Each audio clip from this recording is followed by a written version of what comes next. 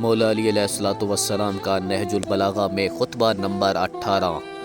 جنت کے لہلہاتے ہوئے باغ اور دوزخ کے بھڑکتے ہوئے شعلے جس کے سامنے ہوں اسے کسی اور بات کا خیال ہی نہیں آتا۔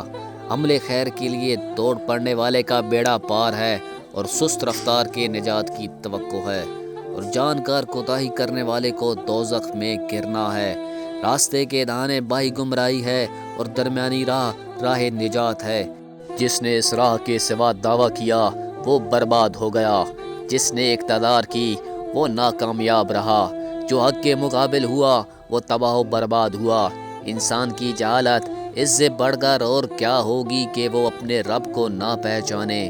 تقویٰ اور پرہیزگاری پر جس کی بنیاد ہو وہ تباہ نہیں ہوتا، اور نہ کسی قوم کے عمل کی کھیتی پیاسی بستی ہے۔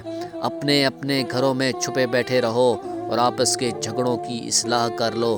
اپنے گناہوں سے توبہ کرو، توبہ تمہارے آگے آئے گی۔ حمد کرنے والا صرف اپنے پروردگار کی حمد کرے، اور ملامت کرنے والا صرف اپنے نفس کی ملامت کرے۔